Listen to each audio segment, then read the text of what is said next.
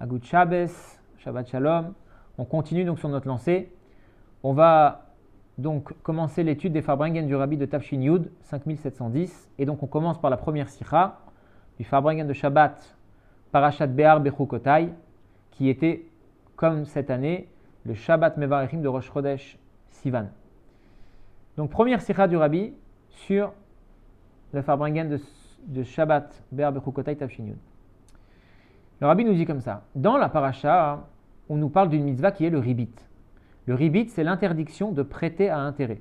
Je prête de l'argent à un juif. La somme que je lui prête, c'est la somme qui va me rembourser.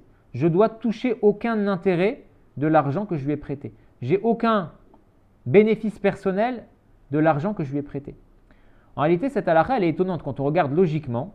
Quand je rends service à quelqu'un, c'est normal qu'en contrepartie, je gagne quelque chose en retour. C'est logique. D'ailleurs, quand on emprunte de l'argent à la banque nous demande des intérêts. C'est pour ça que la mitzvah de ribit, l'interdiction de prêter son argent à intérêt, elle ne s'applique pas entre les juifs et les non-juifs. Parce que, logiquement parlant, humainement parlant, rationnellement parlant, je prête de l'argent, je te rends un service. Grâce à cet argent, tu vas investir, tu vas faire plein de choses. Quand tu me rends l'argent, tu dois me payer de ce service que je t'ai fait.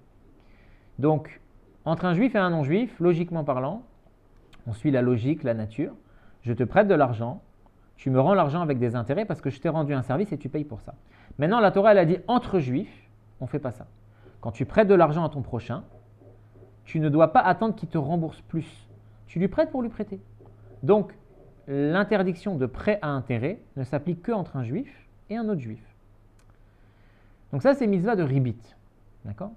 Et après avoir parlé de ça dans la Torah nous dit « Ani Hashem Elokechem, je suis l'Éternel votre Dieu, Asher otzeti etrem eretz Mitzrayim, qui vous ai fait sortir de la terre d'Égypte, liot lachem lelokim, pour être pour vous un Dieu. » Okay ? Et donc le Midrash, il nous dit, de là que la Torah, elle a juxtaposé deux sujets qui a priori n'ont aucun rapport, la mitzvah de ribit, de prêt à intérêt, l'interdiction de prêter à intérêt, et avec le fait qu'Hachem c'est notre Dieu et qui nous a fait sortir d'Égypte, de là la Torah veut nous dire quelque chose. Que tout celui qui prend sur lui le joug du ribit, parce que c'est difficile de ne pas prêter intérêt, tout celui qui prend sur lui de respecter cette mitzvah de ne pas prêter intérêt, on considère qu'il prend sur lui le joug divin. Et tout celui qui enlève le joug de cette mitzvah de ribit, on considère comme s'il avait enlevé le joug divin sur lui. Et après il nous dit, tout celui qui reconnaît la mitzvah de ribit, alors c'est comme s'il reconnaissait la sortie d'Égypte. Et tout celui qui ne reconnaît pas, qui est kofer sur la mitzvah de ribit, alors c'est comme s'il était kofer sur la sortie d'Égypte. Donc le Midrash nous dit, comme dans la Torah il y a une juxtaposition de sujets, la Torah nous parle du ribit et ensuite elle nous parle que Hachem c'est notre Dieu et qui nous a fait sortir d'Égypte. Il y a un lien entre les deux. Et de la même manière, quand on accepte ribit, on accepte le joug divin.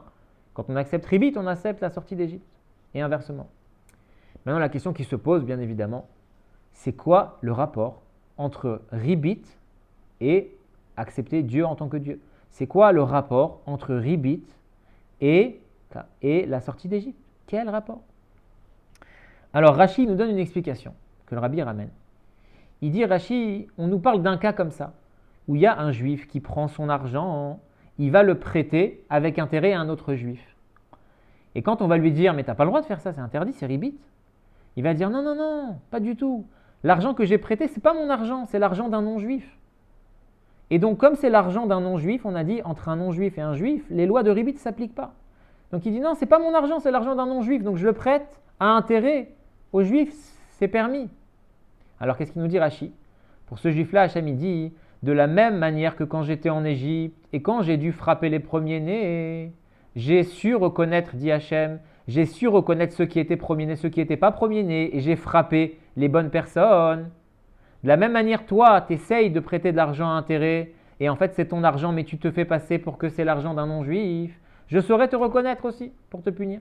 De la même manière que j'ai reconnu les premiers-nés égyptiens en Égypte pour les punir, de la même manière, je reconnais l'argent d'un juif et d'un non-juif pour celui qui veut prêter à intérêt et dire que c'est permis dans ce cas-là.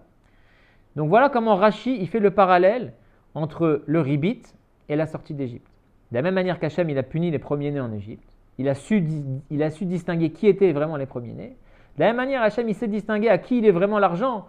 Et si toi tu prêtes l'argent avec ribit et qu'en fait tu fais croire que ce n'est pas ton argent, Hachem il saura reconnaître. Hachem il saura punir.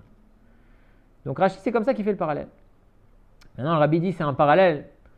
On comprend l'idée, mais c'est un parallèle qui est un peu tiré par les cheveux dans le sens où cette halakha que Rashi il souligne, le fait qu'un juif il va prêter de l'argent, mais il va faire croire que c'est de l'argent d'un non-juif, c'est un petit peu un détail dans Ribit. C'est un cas parmi tant d'autres. Mais Ribit, la mitzvah de Ribit, le concept de Ribit, c'est prêter de l'argent à intérêt. L'interdiction de prêter de l'argent à intérêt. Donc Rashi il va faire le lien entre ça et la sortie d'Égypte en nous prenant un détail de Ribit, du juif qui veut faire croire qu'il prête l'argent d'un non-juif. Bon, ok. On a compris le lien, mais on comprend qu'il manque quelque chose. Il n'y a pas le lien entre la mitzvah de Ribit elle-même avec la sortie d'Égypte. Donc pour comprendre ça, qu'il y a un lien très fort entre la sortie entre Ribit et entre accepter Hachem, Kabbalat Ol, et entre la sortie d'Égypte, quand il y a un lien entre ces trois choses, on va d'abord devoir comprendre c'est quoi Kabbalat Ol. Ouais, c'est quoi Kabbalat Ol. Et là, il va rentrer dans les explications, là on va rentrer dans le Farbrengen. Il y a écrit, avant qu'on fasse une mitzvah, qu'est-ce qu'on dit? On dit Asher kideshanu be mitzvotav. Hachem, il nous a sanctifiés par ses mitzvot. Hachem nous a sanctifiés par ses mitzvot. Ses mitzvot à lui. Donc en fait, nos maîtres, ils disent que Hachem, il fait la mitzvah, donc c'est sa mitzvah. Et quand il nous demande de faire la mitzvah, il nous demande de faire sa mitzvah à lui qu'il a déjà faite. Donc quand toi tu dis Baruch ata Hachem, Asher kideshanu be mitzvotav, qu'Hachem, tu m'as demandé de faire ça, tu m'as sanctifié avec tes commandements. C'est quoi avec tes commandements à toi? C'est les commandements qu'Hachem lui-même il fait. C'est ses commandements dans le sens où lui-même il fait le commandement. Après, on nous dit, deuxième explication, c'est que quand un juif il fait le commandement, quand un juif il accomplit la mitzvah en bas, Hachem, en réponse à ça, lui aussi il accomplit la mitzvah. Comme il y a écrit que Kol hakore baTorah, tout celui qui étudie la Torah, Akadosh Baruch Hu kore veshone kenegdo. Hachem, il est assis, si on peut dire, avec lui, et en face de lui, il étudie la Torah avec lui.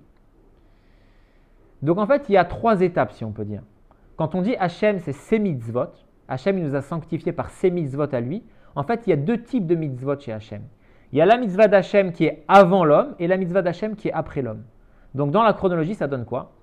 La mitzvah d'Hachem, on va dire l'étape numéro 1, le premier niveau dans la mitzvah d'Hachem, c'est que Hachem lui-même, il fait la mitzvah.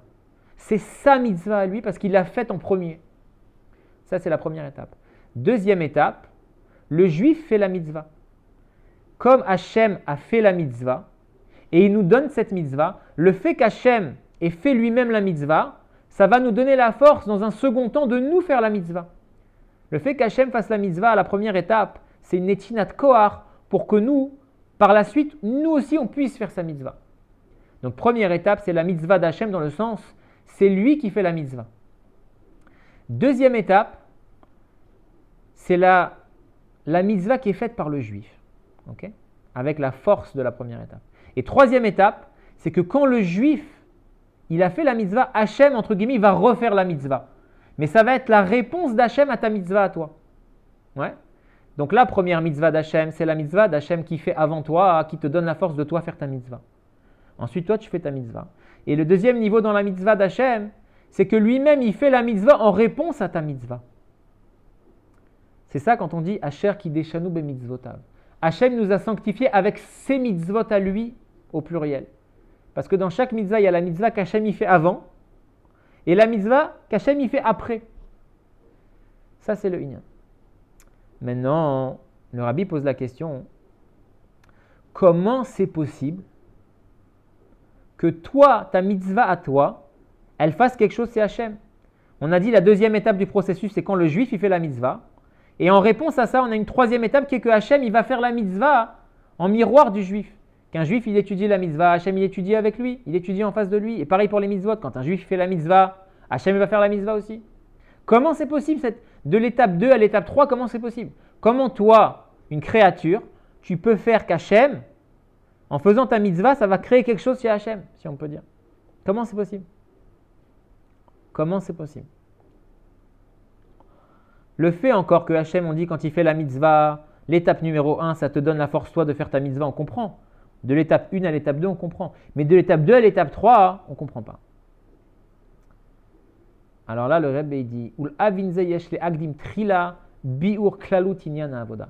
Pour comprendre ça, on va d'abord expliquer quelque chose d'essentiel. Essentiel dans Avoda. Essentiel dans Chassidut. Essentiel. Comment les actions de l'homme, elles ont un impact en haut. Il dit comme ça. Il dit Hachem, c'est la source du bien. Ok? Et c'est vrai qu'Hachem, en fait, la question du Rabbi est très générale. C'est quoi le sens de la Avoda de l'homme? Pourquoi est-ce qu'un homme il a besoin de faire quelque chose pour que Hachem il lui donne? C'est un peu la même question. Pourquoi est-ce qu'on a besoin de l'étape 2 pour qu'Hachem en miroir il fasse l'étape 3? De manière générale, pourquoi est-ce que Hachem il a créé un système dans lequel le travail du juif il est important? Pourquoi Hachem il a créé ce système-là? Excusez-moi pour la sonnerie. Hachem il aurait pu tout faire. Hachem il aurait pu tout faire qu'on n'ait pas besoin de faire la avoda. Il aurait pu tout nous donner gratuitement.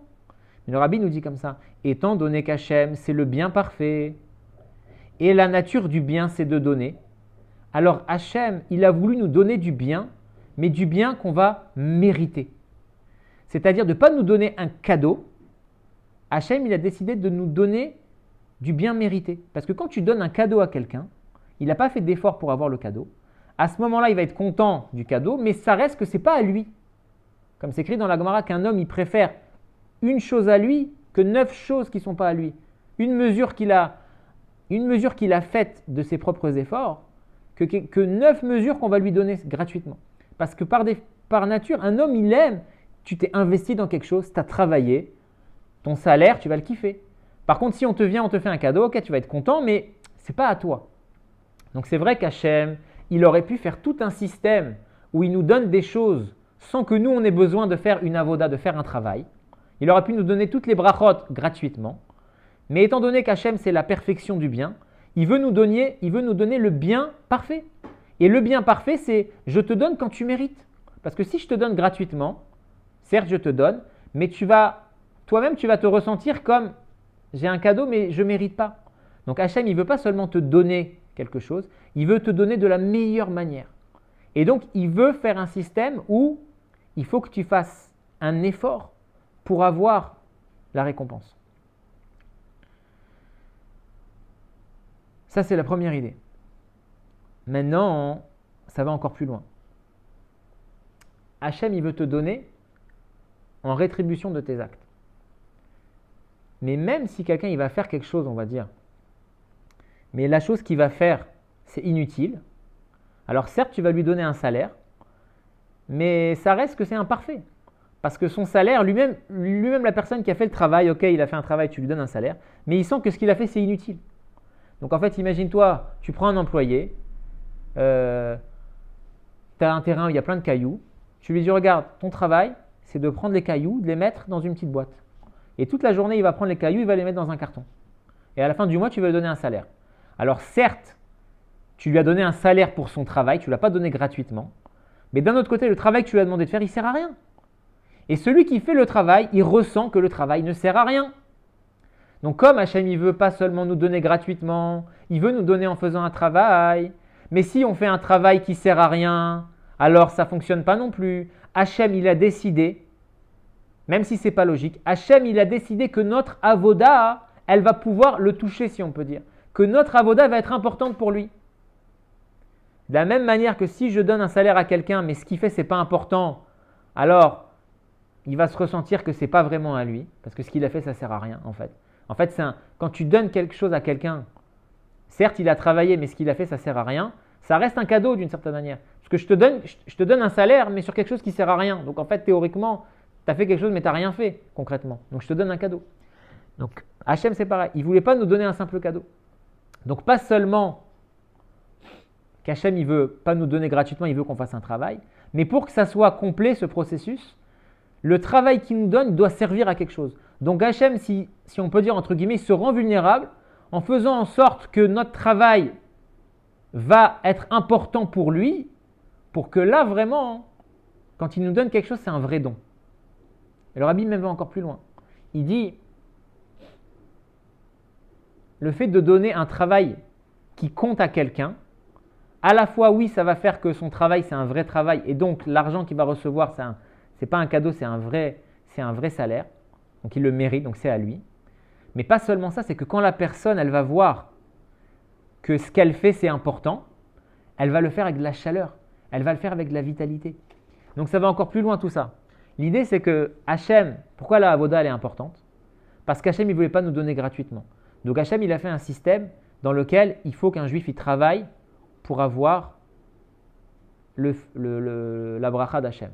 Et pas seulement un juif, il faut qu'il travaille pour avoir la bracha d'Hachem. Mais si on s'arrête là, on pourrait dire, ok, Hachem, il fait un système, tu dois faire ton travail pour avoir ma bracha, mais d'un autre côté, ton travail, il ne sert à rien. Donc ça reste un cadeau.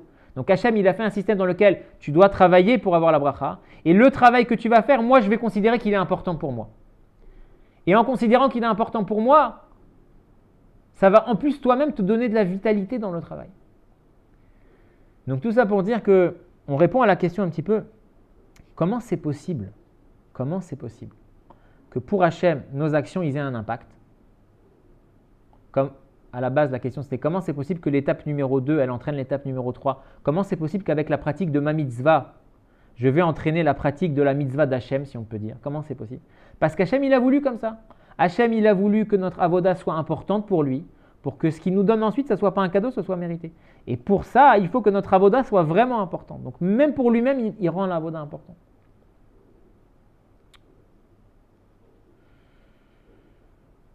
Ok.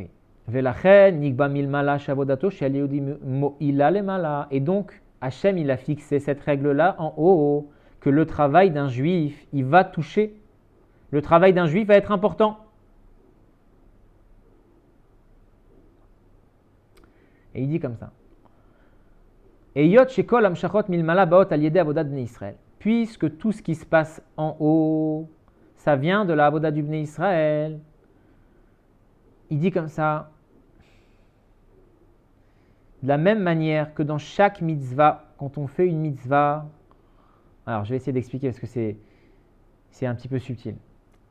Il dit comme ça. En fait, il y a le principe général qu'on vient de voir, et après il y a le principe particulier.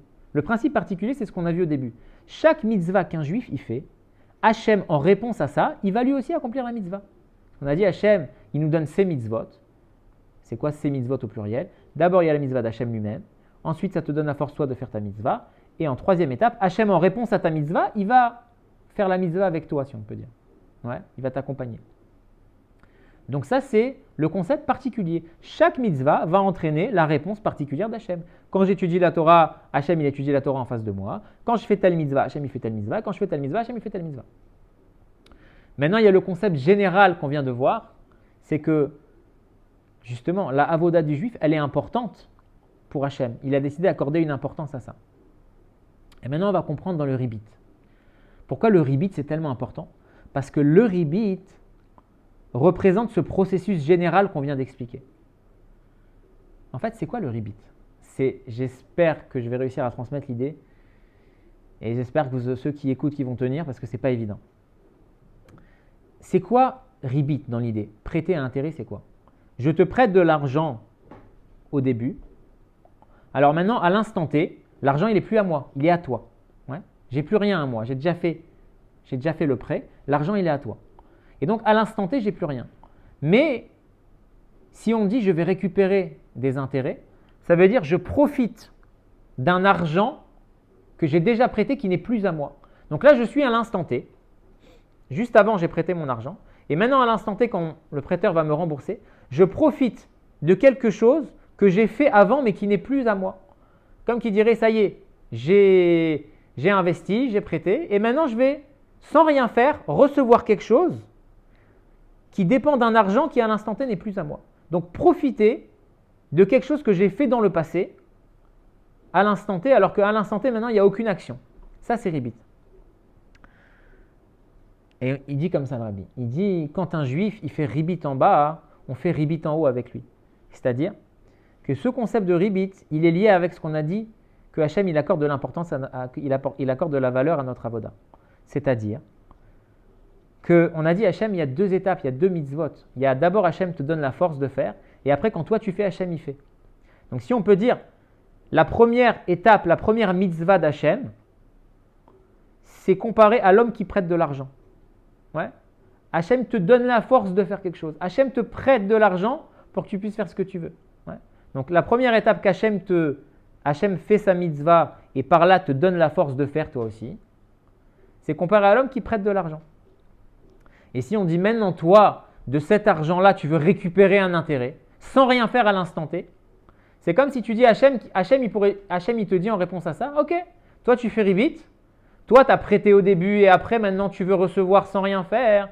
C'est comme si moi, je faisais ma première mitzvah, sous-entendu, je te prête, je fais la mitzvah, je te donne la force de faire, et qu'après, quand toi, tu fais la mitzvah, à l'instant T, moi, je ne fais plus rien. Je suis inactif dans le processus. Je ne vais pas faire la troisième étape qui est qu'à l'instant T, je participe. Je ne sais pas si vous comprenez. Ça veut dire, Hachem, il dit, toi, tu fais ribit, moi, je fais ribit. Ton ribit, c'est quoi? Tu prêtes de l'argent et à l'instant T, quand l'argent n'est plus à toi, tu ne fais plus rien. Je veux récupérer plus, mais sans rien faire, sans m'investir. Ouais. Hachem il dit, toi tu fais ribit, moi je fais ribit. C'est quoi mon ribit à moi? Quand moi je te prête de l'argent, je fais la mitzvah, je fais ma mitzvah lors de la première étape. Et toi, maintenant tu vas faire la tienne.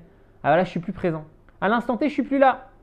Je ne suis plus investi. Celui qui donne un ribit, il se dit maintenant voilà, j'ai fait ce que j'avais à faire, maintenant je vais que recevoir. Je vais me reposer. Hachem, il dit la même chose. Ah, toi, tu as fait ribit, alors maintenant moi je vais me reposer. Donc la troisième étape, l'étape qui est que quand toi tu fais quelque chose, moi en réponse à ça, je fais la mitzvah avec toi. Sous-entendu, j'accorde de l'importance à tes mitzvot. Je fais en sorte que tes mitzvot, elles me touchent à moi. Que ça, on a dit, c'est pas logique. C'est seulement la volonté d'Hachem de faire qui ne veut pas nous donner gratuitement, qui va donner de l'importance à ta mitzvah. Donc en fait, l'étape numéro 3, c'est l'importance qu'Hachem il accorde à nos mitzvot. Et Hachem il dit, si toi tu fais ribit, alors moi je fais ribit dans le sens, j'enlève l'étape numéro 3. C'est quoi? Quand tu fais une mitzvah, je ne suis plus là. Sous-entendu, je ne donne plus d'importance à ta mitzvah.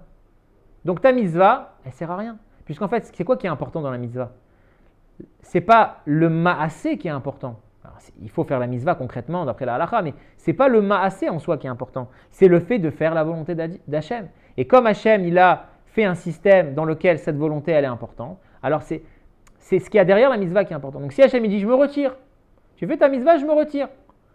Donc tu as fait une mitzvah, tu as pris un loulav, mais si Hachem, ce n'est pas la volonté d'Hachem, si Hachem il n'est pas là, ça ne sert à rien. Ce qui donne la force de la mitzvah, c'est que ça soit la volonté d'Hachem. Ce n'est pas le maasé en lui-même de prendre un étrog et un loulav, de secouer qui est important. C'est parce qu'Hachem, il a voulu ça que c'est important. Ouais. Donc Hachem, il dit, si toi, tu fais ribit, si toi, tu te mets dans une situation où au début, tu donnes, et ensuite, après, tu veux être passif, tu ne veux plus t'investir, moi, je vais faire la même chose avec toi. D'abord, je vais te donner le kohar de faire. Mais quand toi, tu vas faire, je vais être passif. Je ne vais pas m'investir. Je ne vais pas d'accorder de l'importance à ta mitzvah. Et donc, ta mitzvah, elle va servir à rien. Ta mitzvah va servir à rien. Ouais. Le rabbi dit dans une note quelque chose d'extraordinaire. Il dit, c'est pour ça qu'il y a écrit que celui qui prête avec ribit, celui qui prête avec intérêt, il y a écrit, il ne va pas se relever à Triyat HaMetim.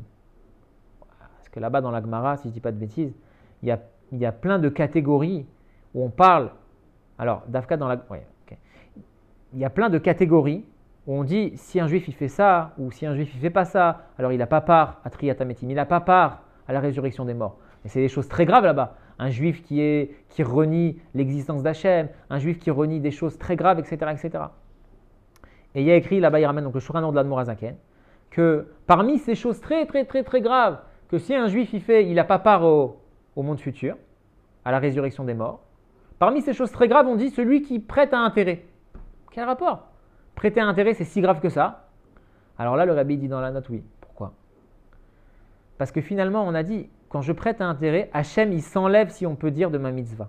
Donc la mitzvah, elle n'a plus cette force-là de raffiner le monde. Parce qu'en fait, quand on fait une mitzvah, on a dit c'est important pour Hachem. Quand on fait une mitzvah avec un objet matériel, on va raffiner l'objet matériel en l'utilisant pour Hachem. Mais tout ce processus-là, où quand je fais une mitzvah, ça sert à quelque chose, c'est parce qu'Hachem, il est là. Donc si Hachem il n'est plus là, à ce moment-là, ce que je fais, ça ne sert à rien. Ça ne raffine pas la matière, ça ne raffine pas l'objet. Et comme le fait d'avoir la résurrection des morts, c'est la récompense de nos mitzvot. Quand on fait une mitzvah, on raffine la matière. Donc la récompense de la mitzvah, c'est plus tard de revenir dans un corps matériel pour profiter de la lumière de Dieu, à la différence du Gan Eden. Bon, ça, c'est des notions qu'on explique en Chassidoute, que dans le Gan Eden, c'est quoi la récompense du Gan Eden? C'est pour celui qui a étudié la Torah. Parce que étudier la Torah, c'est spirituel. Et dans le Gan Eden, on est spirituel, on est des Neshamot. Donc là, pour aller au Gan Eden, il faut avoir étudié en bas. Pour mériter un plaisir spirituel, il faut avoir étudié la Torah spirituellement en bas. Mais par contre, Triyat Ametim, résurrection des morts, c'est quand je reviens dans un corps.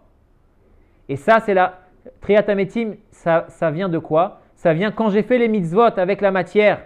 La récompense de ça, c'est que je vais revenir dans mon corps matériel pour profiter de ça. Donc il te dit, celui qui prête avec ribit, celui qui prête avec ribit, il n'a pas part à la résurrection des morts. Parce que comme quand il fait ribit, Hachem il s'enlève de sa mitzvah. À ce moment-là, la mitzvah, elle n'a plus la faculté de raffiner la matière. Et donc, il ne va pas élever la matière. Et donc, comme il ne va pas élever la matière, il ne va pas avoir la récompense lui-même de revenir avec son corps matériel. Puisque sa mitzvah, elle va être inactive. C'est très, très, très, très profond. C'est très, très, très, très profond. Donc, quand toi, tu fais ribit, Hachem, lui aussi, il a son inyan de ribit. C'est que lui, il dit, moi, je me retire de tes mitzvot. Donc, tes mitzvot, l'étape numéro 2 n'entraîne pas l'étape numéro 3, qui est que Hachem est là avec toi, que Hachem il accorde de l'importance, que grâce à ça, tu vas raffiner le monde. Et donc, par voie de conséquence, ta mitzvah, elle n'est pas active, elle n'est pas efficace. Et donc, tu ne seras pas récompensé pour elle. Et donc, tu n'auras pas part à Triyat Ametim. Parce que Triyat Ametim, la résurrection des morts, ce n'est qu'une récompense de l'application des mitzvot dans ce monde, du respect des mitzvot. Donc, on a compris, Al-Pi Chassidut, l'importance du ribit. Et donc maintenant, on comprend. La question du début, c'était quoi? C'était quel rapport entre ribit, prêter, l'interdit de prêter à intérêt, avec accepter le joug d'Hachem sur soi. Ben, c'est exactement ça. Puisque, comment il dit ici? C'est ça le lien entre ribit et accepter le joug divin et de la sortie d'Égypte. La mitzvah de ribit, on a dit, c'est quelque chose de général. C'est un processus général dans lequel on te dit le lien de ribit, c'est de te dire, ribit spirituellement, c'est ne fais pas ribit, ne prête pas intérêt pour que Hachem lui non plus te prête pas intérêt, sous-entendu, n'essaye pas de profiter d'un argent que tu as déjà donné, prêté, et qu'à l'instant T tu es inactif, sinon Hachem lui-même il va être inactif dans tes mitzvot. Donc le fait d'accepter sur toi ribit, ça fait en sorte qu'Hachem lui aussi, si on peut dire, il va accepter sur soi ribit, et il va être avec toi dans tes mitzvot. Donc tu vas accepter, tu vas être avec Hachem, tu vas te soumettre à Hachem dans les mitzvot. Hachem va être attaché à toi dans les mitzvot. Et quand un juif il atteint ce niveau de Kabbalat Ol, alors Hachem, il le sort d'Égypte. C'est quoi sortir d'Égypte spirituellement? Sortir d'Égypte, c'est sortir de ses propres limites, sortir de ses propres barrières. Donc quand toi tu accomplis la mitzvah du ribit, concrètement mais aussi spirituellement, Hachem, il accomplit la mitzvah du ribit, il accorde de l'importance à tes actes, et tes actes, ils sont vraiment empreints d'une sainteté, d'une importance pour Hachem, d'un Kabbalat Ol, et grâce à ce Kabbalat Ol, tu vas pouvoir sortir d'Égypte. Tu vas pouvoir sortir de tes propres limites. Ça, c'est la mitzvah de ribit al pipnimiut Torah. C'est pour ça qu'elle est tellement importante. Parce que c'est un principe général. Chaque mitzvah, quand tu fais la mitzvah, Hachem, il fait la mitzvah avec toi. Ok, ça c'est dans les détails. Mais ribit, c'est l'idée générale. Que quand tu fais une mitzvah, si tu veux qu'Hachem il soit avec toi, il faut qu'il y ait un Kabbalat Ol, il faut qu'il y ait une soumission, il faut que tu le fasses. Parce que c'est la volonté d'Hachem. C'est ce système-là qu'Hachem il a fait. Que quand tu fais la mitzvah, elle n'est pas importante en tant qu'elle-même. Elle est importante parce que c'est la volonté d'Hachem. Ok. Ça, c'est Ribit al Pirsidus. Maintenant, on rentre dans le Farbrengen. Et là, il va nous parler du Rebbe. Ce que je vous ai dit, Tafshin Yud, le Rebbe, il nous apprend à être un chassid. Le Rabbi, il nous a appris à être il nous a appris c'est quoi un Rabbi. Ça, on l'a vu. Il y a développement dans Chassidut, là, on est en train d'étudier, c'est extraordinaire. Extraordinaire. Mais souvent dans cette année-là des Farbrengen de Tafshin Yud, après cet enseignement extraordinaire, le Rabbi nous dit, ok, maintenant on va comprendre, pas Alpi Chassidut si on peut dire, Alpi Itkashrut avec le Rebbe. Incroyable. Pas seulement tu vas comprendre le Inyan, tu as le Inyan dans la Torah, la mitzvah concrètement c'est quoi? C'est Ribit. La mitzvah de Ribit, c'est pas prêter intérêt. Ok. Après on te dit, tu vas comprendre Alpi Chassidut, tu vas comprendre la mitzvah de Ribit, d'après la profondeur de la Torah, c'est ce qu'on vient de dire, que Ribit ça représente tout un processus. Et après le Rebbe il te dit, maintenant tu vas comprendre le Inyan de Ribit, Alpi Itkashrut avec le Rebbe. Tu vas comprendre le Inyan de Ribit. Comment ça, tu vas prendre un enseignement pour t'attacher au Rebbe? Il dit comme ça. Il dit, Tzadikim domim leboram. Les tzadikim, ils ressemblent à leur créateur. Keshem, shedarko shel HaKadosh Baruch Hu, il aura la tête trila, à koach la'avodat, à Torah ou mitzvot. Et la gam ken le'achar ze. Keshebnei Israël mekayimim mitzvot. Bepoel hare'u mekayem otam mitzvot. Il dit comme ça, de la même manière qu'Hachem, c'est pas seulement qu'au début, dans l'étape 1, il te donne la force de faire la mitzvah, toi dans l'étape 2, mais on a dit que quoi? Que même quand toi, après, tu fais la mitzvah, Hachem, il accomplit la mitzvah avec toi. C'est l'étape 3. Pas seulement qu'Hachem te demande de faire quelque chose, et après, toi, tu fais quelque chose, et après, Hachem, il te laisse. Hachem, il t'accompagne jusqu'au bout du processus. Il te donne la force de faire. Toi, tu fais, et lui, il fait avec toi. De la même manière, Anagatam shel tzadikim, les tzadikim, ils se comportent pareil.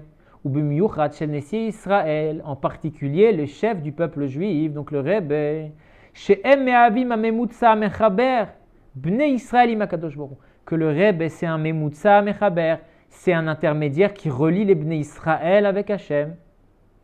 Shelo zo bilvat shem nutnim koach le shluchim shelaim le batza shlichutam, que pas seulement le Rebbe, il te donne la force, il donne la force aux shluchim d'accomplir leur mission. Qui imgam em atzmam osim etota avoda sheitilu ala shluchim shlem. Pas seulement le Rebbe te donne la force de faire ta mission, mais le Rebbe fait la mission avec toi. Le Rabbi t'accompagne dans ta mission, à l'image d'Hachem qui te donne la force de faire la mitzvah. Et quand après toi tu fais la mitzvah, il t'accompagne.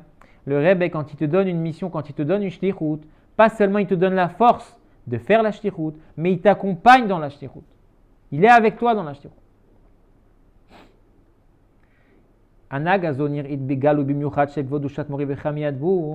ce comportement-là, on l'a vu en particulier le Rabbi dit chez mon beau-père le Rabbi, que c'est pas seulement qu'il a envoyé des shluchim et il leur a donné la force d'agir dans leur shlichut, de diffuser la Torah et les mitzvot, mais lui-même, à la fin de sa vie, il était complètement investi dans cette mission. Ça veut dire que le Rebbe, pas seulement, là il parle du Rabbi précédent, mais c'est bien évidemment applicable à lui-même, au Rebbe, pas seulement que le Rabbi il a donné une mission à ses chassidim, à ses shluchim.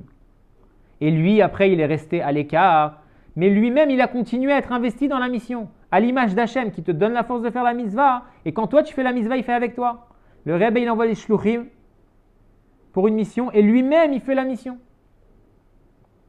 Davarze, meshamesh ora lechol hamekusharim elav, ve'olchim be'gvotav. Écoutez bien ce qu'il dit le Rebbe. Ça, c'est un enseignement pour tous ceux qui sont attachés au Rabbi et tous ceux qui vont dans ses voies. En lahem leistapek bekach shemidu talmidim haoskim gvar ba'arbatzat haTorah va'afatzat hamayanot. On ne peut pas se suffire d'avoir éduqué des élèves, que ces élèves, maintenant, eux, ils vont s'occuper de diffuser la Torah. Mitor rishuv shemachar she'avodat talmidehem nov'et mashpamhem yekablu gam em amashpiim et tosefet haor shenimshach aliyad avodat talmidim. Il dit comme ça. Il dit on ne peut pas se suffire de dire voilà, moi j'ai appris la Torah à des élèves, j'ai éduqué des élèves, et maintenant les élèves, ils font le travail. Et comme ils font le travail, et que c'est moi qui les ai éduqués comme ça, alors je vais être méritant grâce à eux. Ça c'est le inyan de ribit, spirituel. C'est quoi ribit? On a dit, tu prêtes de l'argent à quelqu'un, et après tu es passif, et tu récupères les intérêts de ta passivité. C'est comme quelqu'un qui dirait, j'ai formé des élèves, et maintenant ils s'occupent de ce qu'il faut, ils répandent la Torah dans le monde. Alors maintenant moi je peux être tranquille, puisque tout ce qu'ils font, eux finalement ça rentre dans mon compte à moi, puisque c'est grâce à moi qu'ils le font. Donc je reste passif, je les laisse faire le travail et moi je ne fais que profiter des intérêts de ce travail.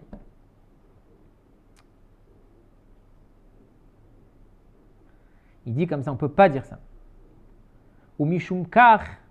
Donc eux, ils pourraient se penser qu'ils n'ont pas à travailler.